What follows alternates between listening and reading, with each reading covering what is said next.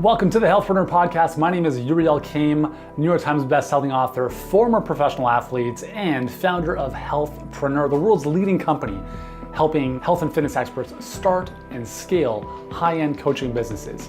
If you want to attract more clients, learn how to convert them without feeling salesy, and deliver an amazing program for them on the back end, if you want to be inspired by what others just like you have gone through and how you can do the same no matter what life throws your way, then you are in the right place, because every single week, Monday, Wednesday, Friday, we're going to be bringing you the best to help you take your knowledge and expertise to the next level with your health or fitness coaching business. And if you enjoy what you see and hear and would like to take your business to the next level, then I invite you to check out our free online training over at healthpreneurgroup.com/training.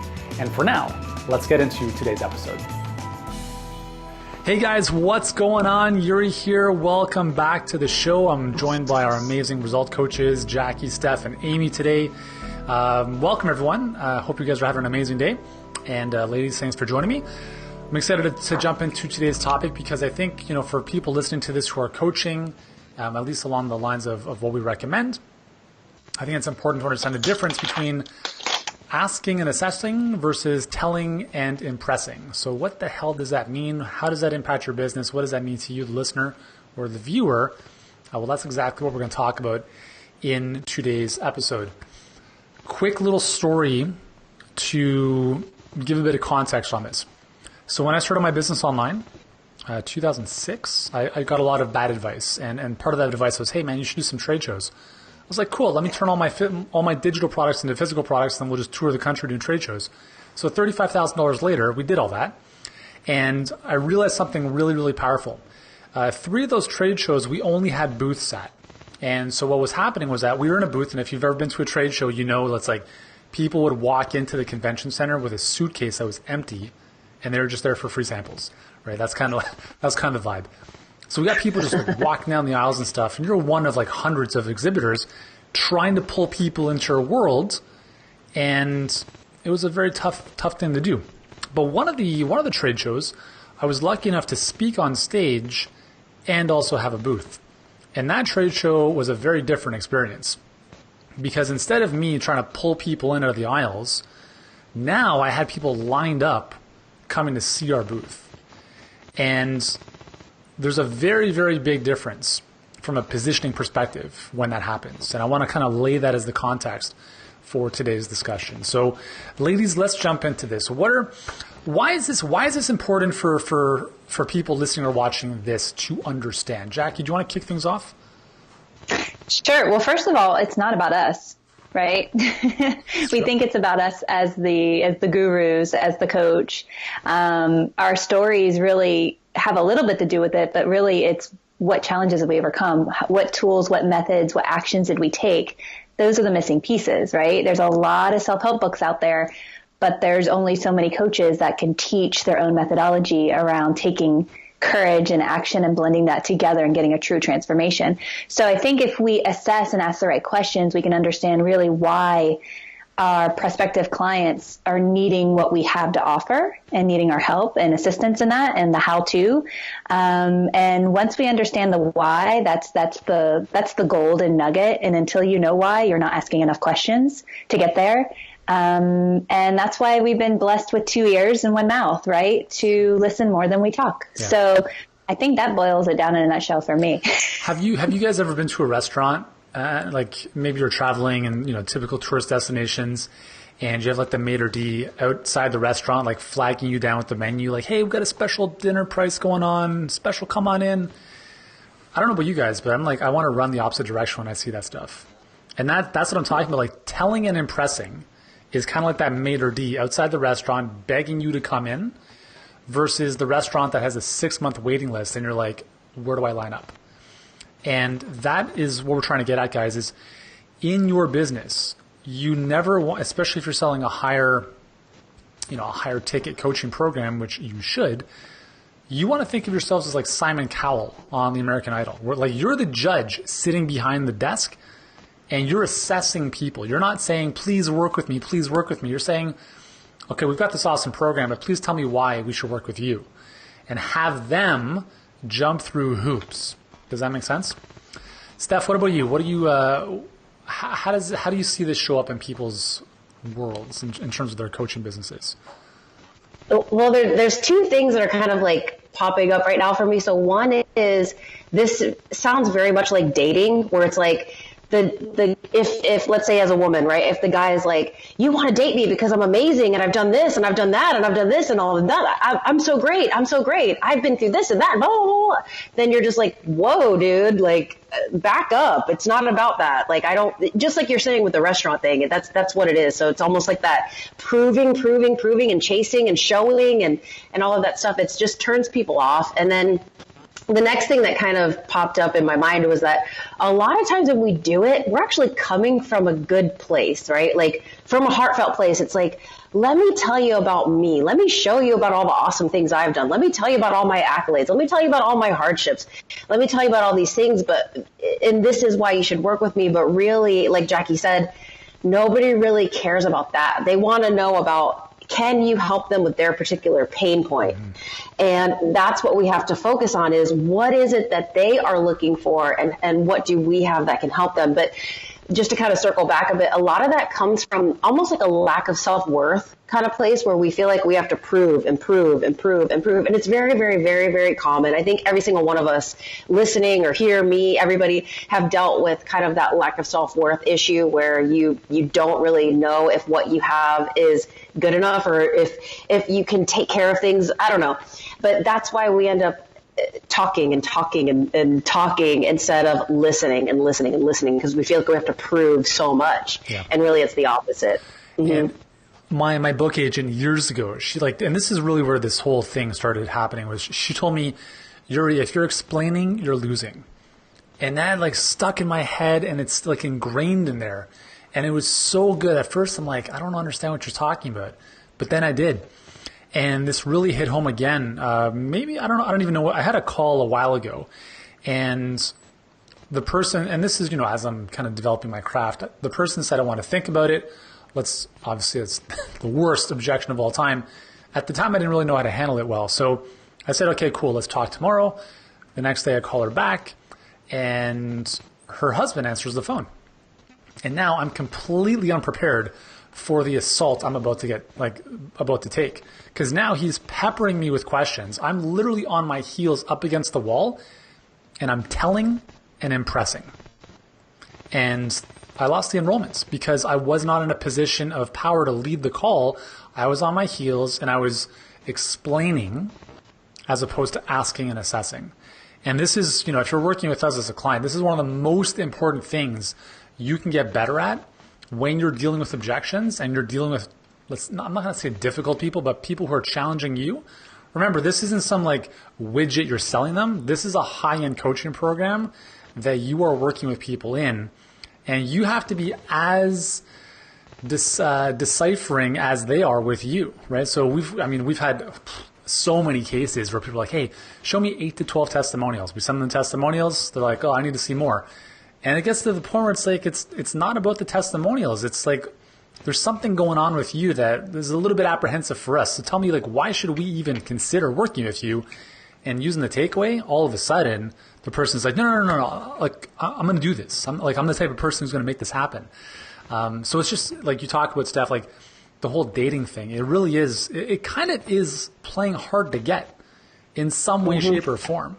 And, Jackie, I don't know if you've ever done this with your kids, or Amy with yours.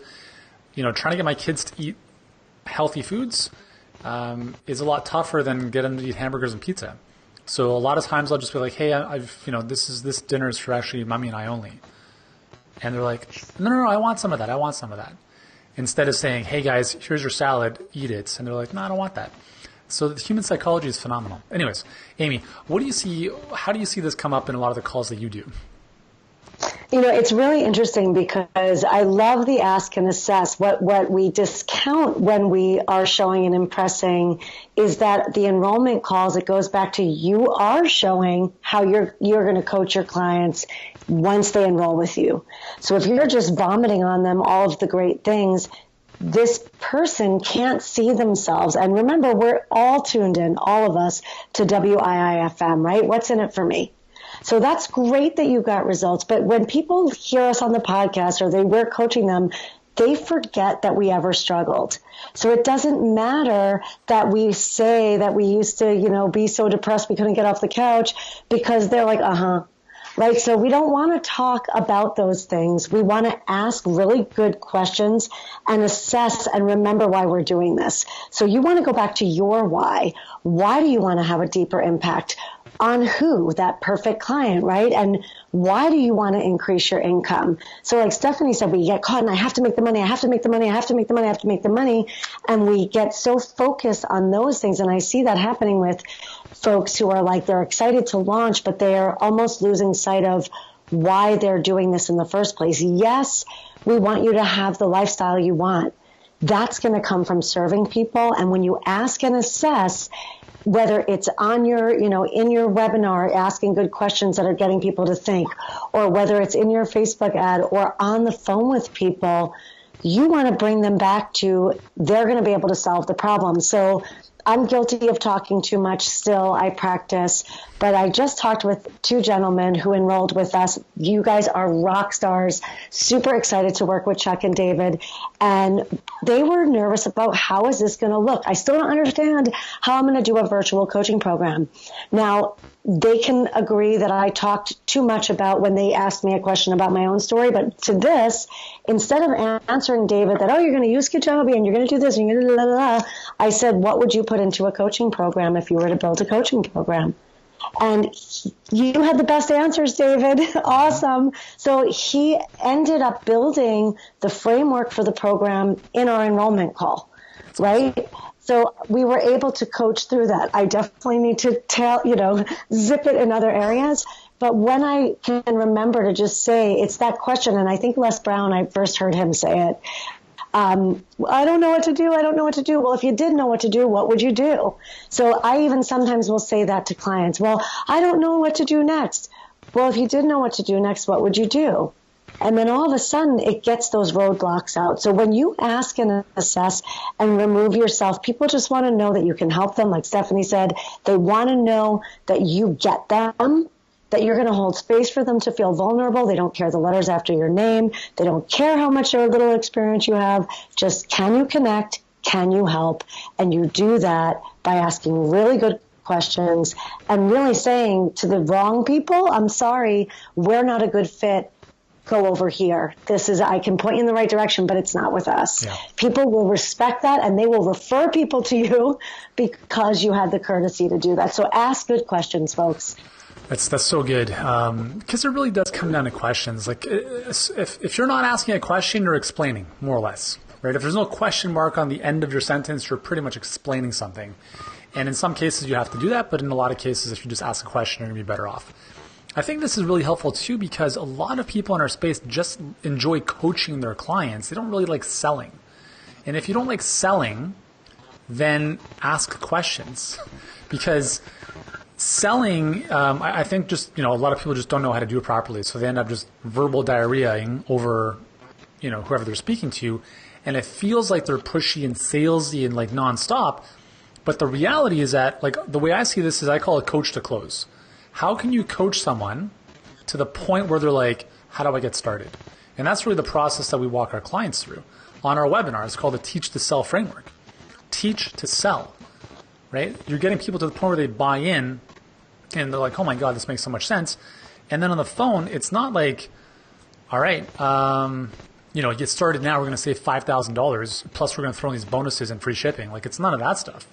It's like, okay, let's figure out if we're a mutual fit. You tell me why we should work with you. And so part of the challenge here too is like, what if someone says, I need to think about it, I may want to do it later? Now you've got this kind of fine line between follow-up and coming across as desperate. Right? And we've got a really good follow-up process. But how do you guys juggle this? I'll just ask Jackie and Amy here for a sec. How do you guys handle the fine balance between following up with someone to let them know that we're serious about working with them, but also not coming across as needy and desperate for their business? Yeah, this is a fun one for me because I like challenges. And this is always a challenge that used to stop me early on in my sales career. And to be honest, it goes back to being or seeking to be understanding of that person before being understood, right? Really going down to the big why. Because if this is something that they're thinking about later this year or next year, then this isn't urgent for them, right? So we're not going to waste a lot of our time. So we actually do a really good job now qualifying them where we weren't a few months ago, right? Getting them to understand, like, is this something you're ready to commit to? Like, are you ready to make a difference in your business, in your life, in your impact and your influence? And so when we get to the point of that conversation where they start to backpedal a little bit and they're like, oh, this is like the do or die moment to, I'm officially going to sign on the dotted line and commit. This means I have to show up and take action. And then that fear and self-doubt and that old wiring in their brain starts to play again because they haven't done this before and they don't know what they don't know. I simply kind of ease them into the coaching's already started, right? So do you want to continue this now or do you want to continue this, getting what you're getting, which obviously got you on this phone call because you're not happy with where you are right now, right? So how much longer are you willing to tolerate where you are right now and getting the results that you're getting? And usually people are pretty quick to be like, okay, yeah, like I'm going to call you back in a few hours and I'm going to put this on my card or I'm going to move around some money and, we're making this happen today or tomorrow. So there really isn't a true follow-up system. I've had people say, can you email me once a month? This was in the past when we didn't have a good system. Can you just be a top? I'm like, no, because if you really want that change, everything that you need is already out there, right? We have an amazing podcast. We have Yuri has an amazing YouTube channel. It gives away generous amount of tools and tips and methodologies. When you're ready to commit and make true transformation in your business and in your life, let's do this, right? You have my email address. That's all you need. Call me when you're ready to commit. So that's how I handle it. Amy, how about you? And it's funny because I agree things have changed over time. Where I used to really follow up and make that follow-up call. But then, there's now the space is taken up on my calendar. The people, many of them were doing that because they felt bad not making a follow-up. But now I'm wasting my time because they're just not showing up. Now they may be sitting there feeling guilty that they didn't show up or they just didn't even, give it a second thought. So now we also want to teach our clients and our prospective clients how to run their businesses. We don't want you wasting your time either. So I ask if somebody's making a follow-up, I will say, I just want to check in and make sure that you're setting this appointment with me because you're serious about this. You're seriously going to the bank or you're seriously going to friends and family. There are people who I say, okay, great. Give me a call or, you've got my information. You have my email. Reach out to me when you're ready. Yeah. And again, that's that asking and assessing and qualifying because we don't help anyone. We don't help ourselves. We certainly don't help them by allowing them to do that because we're not helping them move forward. So like you, Jackie, I do ask those questions about how much longer are you willing to suffer with this problem? Is it truly a must right now? And some people end up saying, yeah, no, it's really not a must for me right now. And there's nothing wrong with that. I would rather have that honesty up front. And again, we're coaching. So if they're not the right fit, awesome. All the best to you. We've got tons of people who need exactly what we offer and are enrolled with us and are enrolling with us every day. So if it's not for you, it's going to end up being this anyway. So let's just part ways now. If you change your mind, you know where to find us. Yeah. And like you said, podcast, YouTube, Instagram, Facebook, there's so many. You're so generous with the just information that you provide. We all know that people get the best results working with us, but you can check out those resources because you are super generous with all of those methodologies. Well, thank you. Yeah. Obviously, you guys for taking part in this podcast as well. You guys give a lot of great insights. If I can give 2 more cents on that one, because I think you ended that really, really well, Amy, but it's not making someone right or wrong. Like as a coach, we're not right or wrong. As a prospective client, they're not right or wrong. Like it's just where people are. You have to meet them where they are. And it's not about perfect timing. So please do not, take this in the wrong way. There's no such thing as perfect timing. There's no such thing as ducks in a row. We need no more ducks. visual image of a duck with its head cut off because it doesn't exist. And I love animals, so please take that the right way as well. But that's the thing with this day and age and technology. Everything is so quick to be looked at or so quick to judge. And it's not a right or wrong situation. It's just timing, right? And if the timing isn't right for them in that moment, it doesn't mean it will be later. So if you come across too aggressive, too pushy, you might completely turn off a prospective client. Like that could be ready in 30 days or could be ready in 6 months, right? We really don't know all the junk that's going on in their life, and nor do we really want to unload all of that in a first time conversation like dating. We don't want to dump all our garbage onto someone, right? And turn them away. We also don't want to ask them to marry us in the first conversation either, right? So it's a very fun, fine line dance, but with the right strategies that we share in the Health Business Accelerator workshop, it really gives you the like step-by-step how-to without, crossing the line too soon, but meeting people right where they're at. I think too, the other thing too is that when you come across as too pushy, like really pushing on someone, you end up getting higher refunds and cancellations, right? Because if someone is in a position where they're making an impulse decision, again, that's going to lead to remorse and regret a lot of times, and they're going to end up being in a program that maybe they shouldn't be in a program for. And that's why, like, again, we're not selling a $10 book. We're selling, when I'm talking about I'm talking about people listening and watching. If you are selling coaching, you're selling your time, your expertise, your intellectual property, and that comes with a certain value. But again, no one cares about that. That needs all to be tied into an outcome you can get for your clients. And it is like, it really is a mutual symbiotic relationship where you have to show up. It's not 50-50. Like you have to show up at 100% and they have to show up at 100%. If it's you doing 100% and they're 20%, it's not going to work.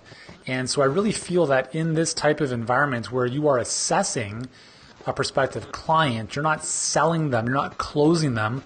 You are like Border Patrol. You're a customs agent and you're like, why are you coming into the country? Like, when are you coming back? What are you doing here? You have to think of yourself as Border Patrol allowing or not allowing people into your country. Because if you're working in a group coaching program where you have 5, 10, 500 people, those people coming into your country either are going to enhance the experience of everyone else and yourself, or they're going to be a cancer that spreads negativity. And you need to be very discerning right away. But in order to do that, this goes back to what we talked about before, is if you have a pipeline issue, then obviously you're going to be needy for every single person you speak with. But if you get to the point where your incoming problem is not a problem anymore, where you have leads and clients booking calls, you can say no more easily because you're not like, okay, cool, next, someone else is booking a call, it's no big deal. Anyways, Steph, do you want to add anything before we finish off today? Oh my gosh, I think you ladies kind of just hit the nail on the head with everything. I don't even know if I can add anything to that. It was all awesome. Cool. All right, guys. Well, thank you so much. If you're listening or watching this and you want to take things to the next level, by the next level, I mean either you're starting your business and you're just not growing, you're not getting clients, you're not doing what you want to do. Obviously, we can help you because we're really good at helping health and fitness experts who aren't growing enough or fast enough to get more clients and scale their coaching. So if that's something of interest and that's what you want to do, we've got a great free training over at healthpreneurgroup.com/training. It's called the 7-Figure Health Business Blueprint. We'll walk you through our whole model. We'll show you exactly what we're doing with our clients. And if it resonates with you, then book a call to speak with us. And then we can brainstorm a game plan based on your specific situation. But again, as Jackie has mentioned, don't do this if you're not ready to move forward, right? Like there's no point in you spending time investigating something if you're not in the position to be like, I need to change now. Like if this is something you're thinking about 6 months down the road, it's not even worth it because you're going to have to come back and revisit it again 6 months down the road. So if you're at a point where you're sick and tired, or you're at a point where you are ready to move forward, then go to healthpreneurgroup.com/training and check out the training again. Book a call with us. The link will be provided in the training if it resonates with you. And once again, thank you so much for joining us. If you're watching this or listening, thank you so much, guys. Have an amazing day, and we'll speak to you soon. Hey, thanks so much for joining us on this episode of the Healthpreneur podcast. If you've enjoyed this episode, here's what I'd like you to do right now. If you haven't done so already, please subscribe to the Healthpreneur podcast on iTunes. And while you're there, leave us a rating or review. It helps us get in front of more people and change more lives.